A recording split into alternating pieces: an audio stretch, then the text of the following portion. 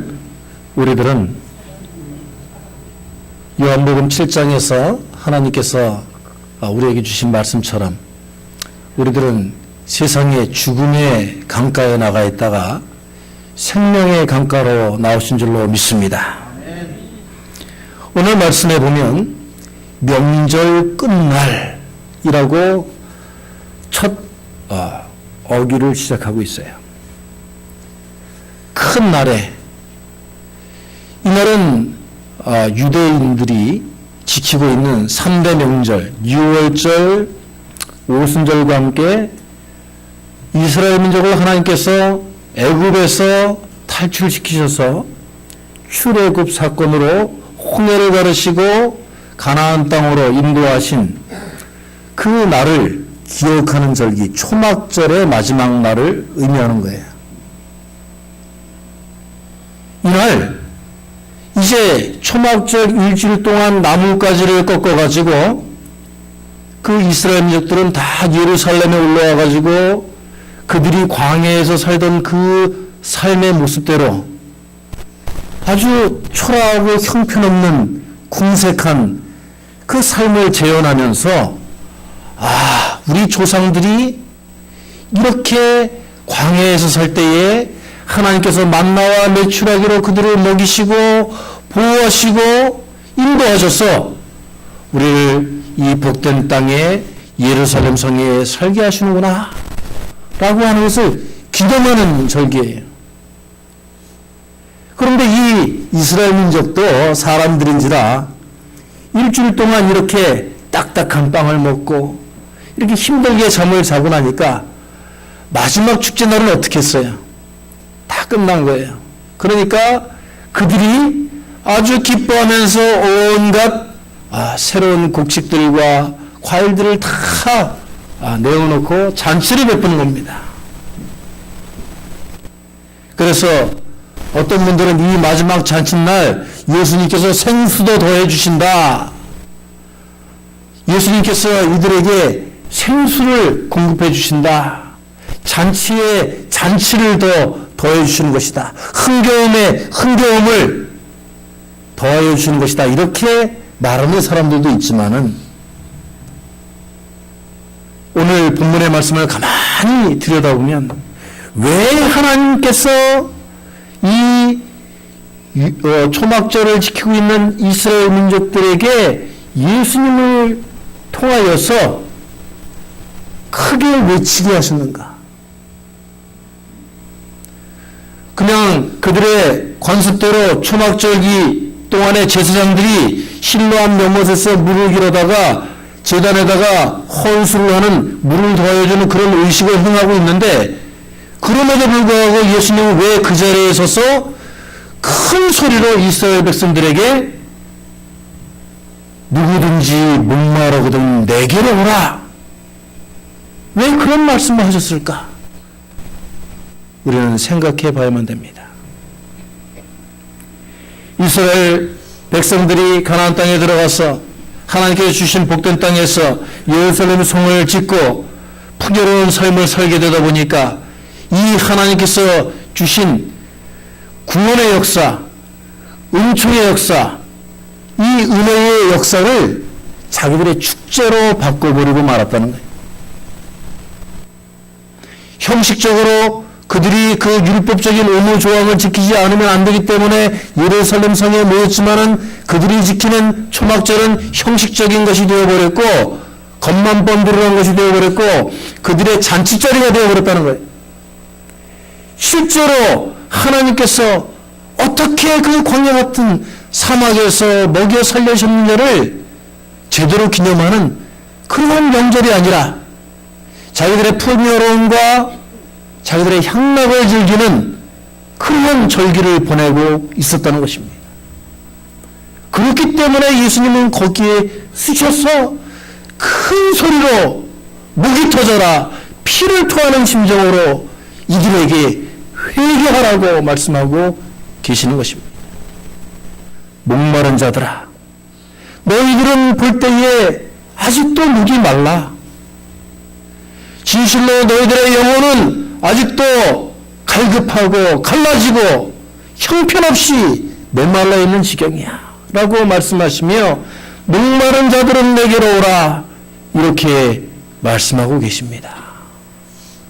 이 말씀이 오늘 우리들에게 증거되는 하나님의 말씀이 될 줄로 믿습니다. 이스라엘 민족이 그리했던 것처럼 우리를 한민족 또 우리 이 미국에 와서 살고 있는 미주 한인 공동체, 동포사회 그리고 한인교회들이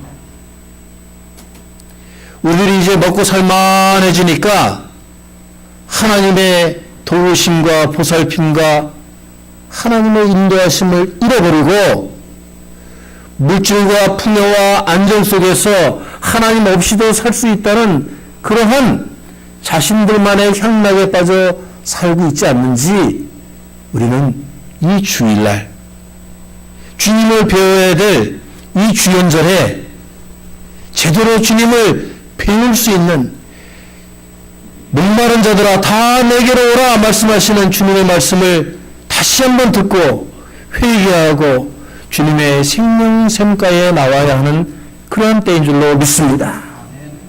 우리들이 배부르고 등이 따뜻해지면 눕고 싶다고 했어요.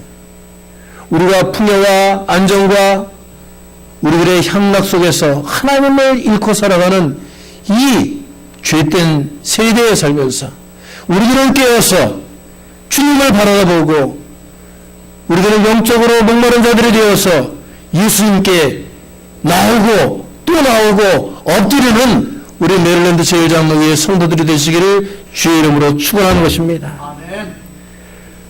우리들은 정말 거칠은 광야 같은 그런 사막과 같은 인생들을 살아온 이민자들입니다. 제가 신방 갈 때마다 이민 1세대 분들에게 묻습니다. 정말 여러분들 자신의 인생이 무엇이었습니까? 목사님, 저는 친구도 없었고 기댈 사람들도 없었고 자녀들도 다 이제는 자녀들에게 목숨 걸고 섬겼는데 이제는 떠나고 아직도 언어와 문화의 낯설음 속에서 힘들어하고 이제 제가 가지고 있는 집도 있고 또 소유도 있지만은 그래도 마음 한구석은 항상 허전해요. 나의 인생은 무엇인가? 너만 믿었는데 너 때문에 살았는데 그리고 인간적으로 의지하고 인간적으로 기댔던 모든 것들이 다 내게서 떠나갑니다. 요즘 우리 한인 신문들을 보면 정말 비극적인 한인들의 그 가정과 그들의 삶을 봅니다. 가정과 자녀와 그리고 그런 관계들이 깨어지고 총기로 사살하고 자살하고 가출하고 이런 일들이 비일비재해지는 겁니다.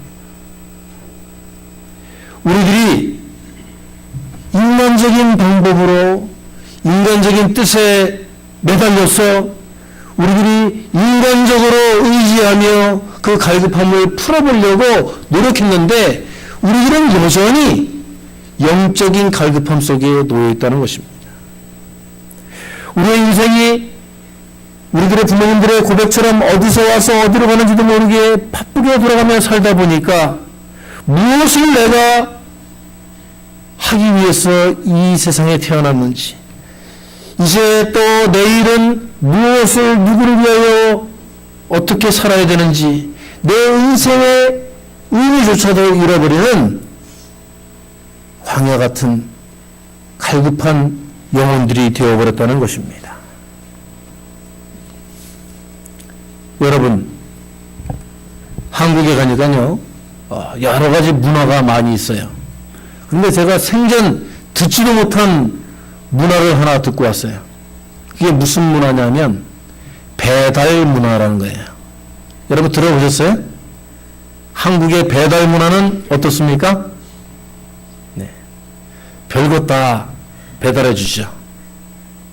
시도 때도 없이 장소를 불문하고 전화 한 통화만 하면 즉각 달려옵니다. 하다못해 백사장에서, 해변가 백사장에서 짜장면을 시켜도 짜장면을 배달해 주는 그런 때, 새벽 1시, 2시에도 배달을 시키면 24시간 원스톱으로 10분 내에 배달을 해다 줍니다. 대단한 배달 문화예요. 배달의 민족이라서 그런지 배달 하나는 끝내주게 해주더라고요. 그런데 여러분, 이 배달 문화가 사실은 한국 사회를 망치고 있다는 것 아십니까? 사람들이 움직이기를 싫어해요. 사람들이 먹고 싶은 것, 사람들이 하고 싶은 것이 있으면 무엇이든지 전화 한 통으로 배달에 의존합니다. 하다못해 생일 파티도 이제는 자기들이 꾸미지 않아요. 생일 파티 전문 업체에 전화하면은 바로 와가지고 파티해주고,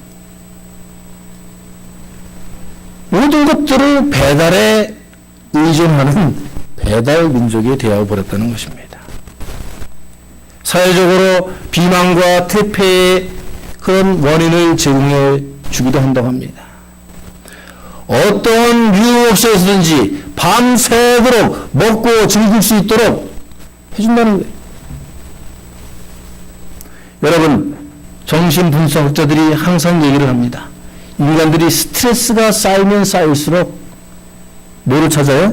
뭘로 풀어요? 먹는 거로 푼다고 합니다. 내가 필요할 때, 내가 뭔가 허전할 때, 영적으로는 가난하지만 뭐라도 채워야 되겠어요? 배라도 채워가지고, 배를 채우면 어떻게 됩니까, 사람이?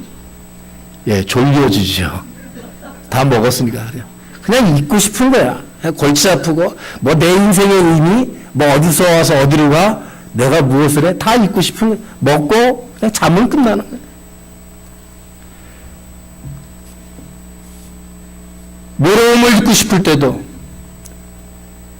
내 소망을 잊고 싶을 때도, 나의 삶의 의미를 잊고 싶을 때도 먹고 즐기고 자버리면 끝나는 문화. 오락과 향락과 물질의 풍요를 그냥 나의 삶의 당연한 것으로 받아들이는 그런 죄된 문화가 이 배달 문화, 즉각적으로 해결해서 나의 만족을 채워버리려고 하는 그런 문화에 우리가 죽어가고 있다는 거예요. 정신이 빈곤하면 허영이 살찌는 것입니다. 우리 한번 따라서 해보도록 합시다. 정신이 빈곤하면 영혼이 비어있으면 허영이 살찝니다.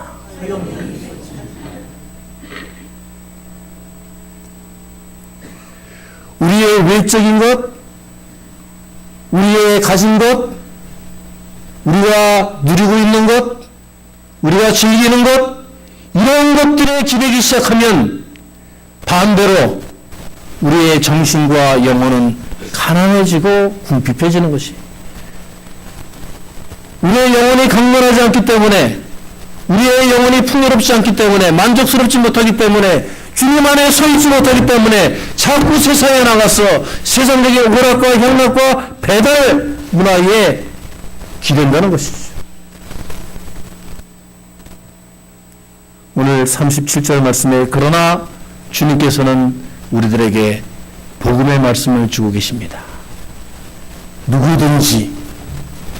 그러나 누구든지 이스라엘 백성들아, 이 잔치자리에서 오락과 향락과 만족에 영원히 비어있는 너희들일지라도 누구든지 주님께 나오라. 할렐루야, 할렐루야. 누구든지 주님께 나오기만 하면,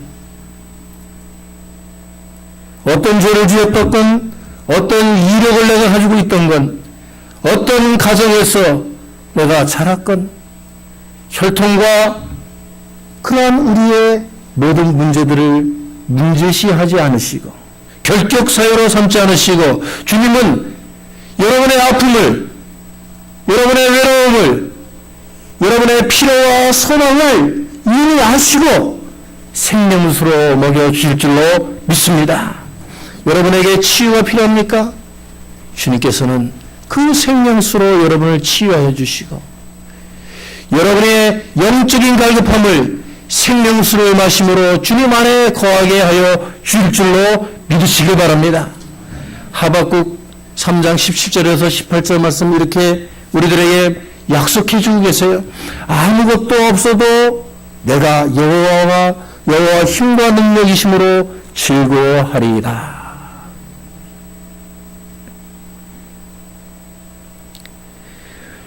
주님의 생명수는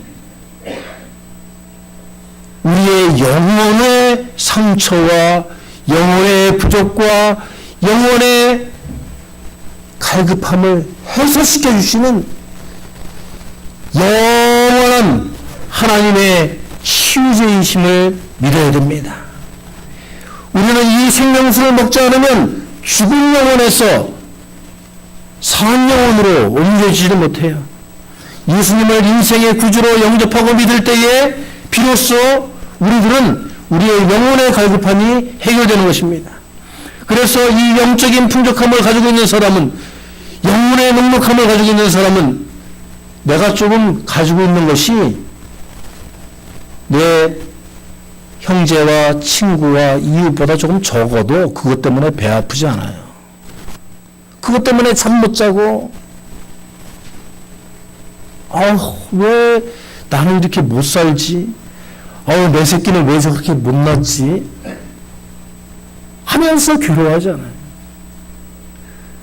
내가 아무 것을 가지고 있지 않더라도 여호와가 힘과 능력이심으로 내가 주님 안에 거하고 주님 뜻 가운데 살아가면 하나님께서 반드시 이루어 줄 줄을 믿습니다.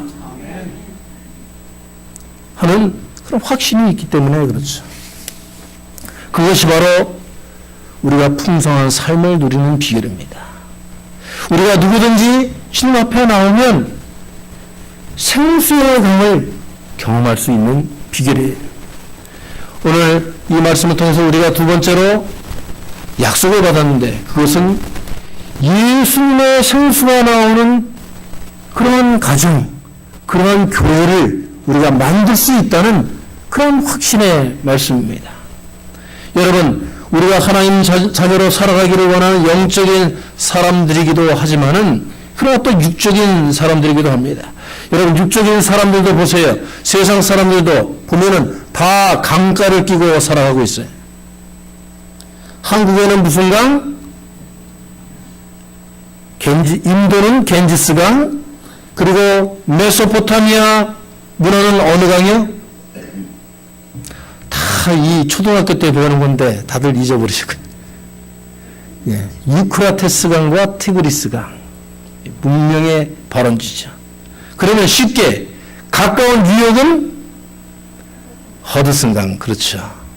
워싱턴은 포토맥 강, 그렇습니다. 너무 유식해요. 우리 교회 권사님들은 모르는 거 빼놓고 다 아시는 것 같아요. 사람들도 보면은요, 물가에 모여 살아요. 물이 없으면 살 수가 없어요. 그런데 이 물을 끼고 살고 있는 우리는 생명의 생수를 우리 삶 가운데 모셔야 할 줄로 믿습니다. 그리고 사람들이 그 강가를 끼고 사는데 그 강을 잘 보존하고 아끼고 살아가듯이 우리도 이 생명 강가를 아끼고 보존해야 돼요. 요즘 세계의 강들이 말라 죽어가고 있답니다. 오염돼서 죽어가고 있다고 합니다. 그래서 강의 죽음이라는 책도 나와요. 여러분, 우리의 생명 강가는 어떻습니까? 여러분들이 신앙생활하고 여러분들이 하나님을 만나고 여러분들이 하나님에게 그 신앙의 고백을 표현하는 봉사에 실천하는 우리들의 생명 강가, 이 메릴랜드 제1장로교회는 어떻습니까? 요한계시록 22장 1절로 2절까지의 말씀을 우리가 살펴봐야 됩니다.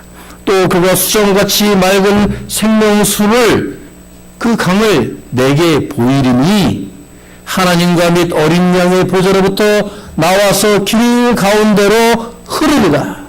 길 가운데로 흐르리라. 강 좌우에는 생명나무가 있어 12가지 열매를 맺되 달마다 그 열매를 맺고 그 나무 잎사귀들은 만국을 치료하기 위하여 있더라. 할렐루야. 이것이 요한이 본 마지막 때에 하나님의 이 제단들, 하나님의 성전들을 통하여서 생명수 강가가 이 주님의 교회를 통하여서 흘러넘쳐서 죽어가는 영혼들을 살리고 많은 열매들을 거둬내는 하나님 나라의 완성을 요한이 본 줄로 믿습니다. 그런데 요즘 우리 주위의 교회들은 어때요? 저는 요즘에 기독교 사회를 보면서 떠오르는 노래가 하나 있어요. 그 노래가 신신혜 씨가 부른 짜가가 판을 친다. 그 신신혜 씨가 부른 이상한 춤을 추면서 부른 노래가요. 그 가만히 들어보면은 우리에게 주는 굉장한 회개의 그 외침이 들어있어요. 이리 봐도 짜가 저리 봐도 짜가. 짜가가 뭐예요, 여러분? 예, 가짜에 바꿔서 말하는 것이죠.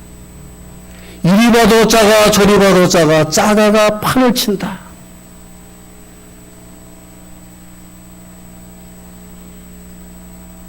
목사도 가짜가 많고 교인도 가짜가 많고 그러한 목사와 교인이 만나서 교회를 이루었다고 하는데 그 교회가 하는 선교도 가짜가 많아요. 자신들의 명성과 자신들의 유익과 자기들의 만족을 위하여서 행하는 종교의식은, 그러한 잔치는, 그러한 초막절의 형락은 하나님께서 받으시지 않는다는 것입니다. 이 마지막 때에 진실로 하나님의 생명샘가에 나와서 그 생명의 강에 발을 쥐고 목을 쥐고 우리들의 배에서, 우리들의 교회에서 생명의 물이 흘러나오는 그러한 우리들의 영혼, 우리들의 교회가 되어야 할 줄로 믿습니다.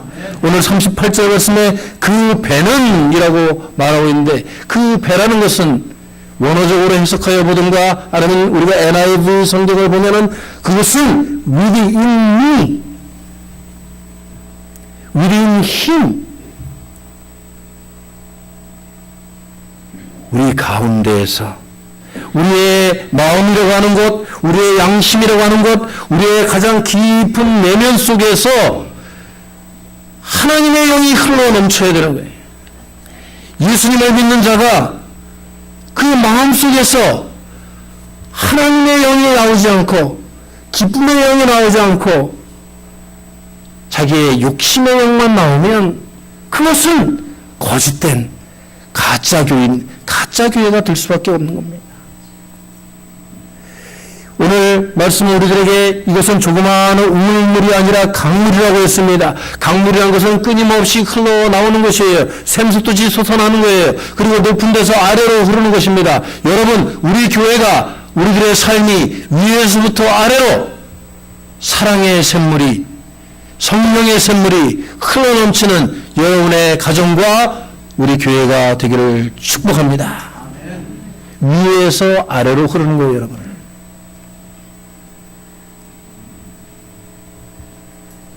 항상 우리가 먼저 된 자들이, 앞선 자들이 먼저 성령의 은사를 받아야 할 줄로 믿습니다.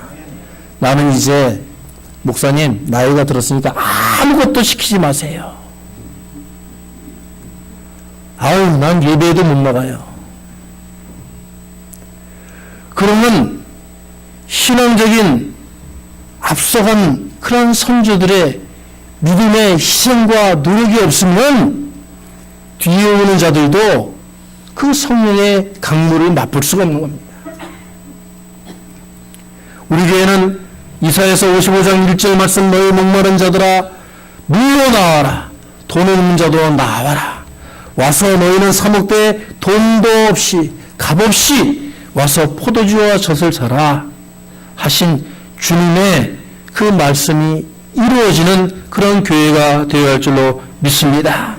우리는 주님께서 우리에게 이 말씀을 이루어지도록 짜가인 교회, 가짜인 신자들을 주신 것이 아니라 우리는 이 메릴랜드 제1장로교회라는 이름으로 여기에 신실하고 하나님께 선택하시고 마지막 때에 정말 귀한 겨자씨와 같이 쓰여질 수 있는 그러한 신앙들을 이 자리에 모아준 줄로 믿습니다. 여기서 우리가 생명의 강물이 흘러넘치도록 우리 스스로를 단련하고 하나님 말씀에 훈련하고 우리가 하나님을 만나고 체험하고 기도하고 성령의 능력으로 살아나가는 모습을 증거하는 그런 생명의 강가가 되어야 할 줄로 믿습니다. 성도 여러분께서 이 메릴랜드 제1장로교회가 생명 강가가 될 수 있도록 생명의 물이 흘러넘칠 수 있도록 함께 아끼고 사랑하고 노력하는 2015년이 되게 해야 되겠습니다. 여기서 이 주위의 모든 죽어가는 자들을 살리는 열매들이 주렁주렁 열릴 수 있도록 오늘부터 주님의 땅을 기용하는 그러한 여러분의 삶이 되시기를 주의 이름으로 축원합니다. 다 함께 잠시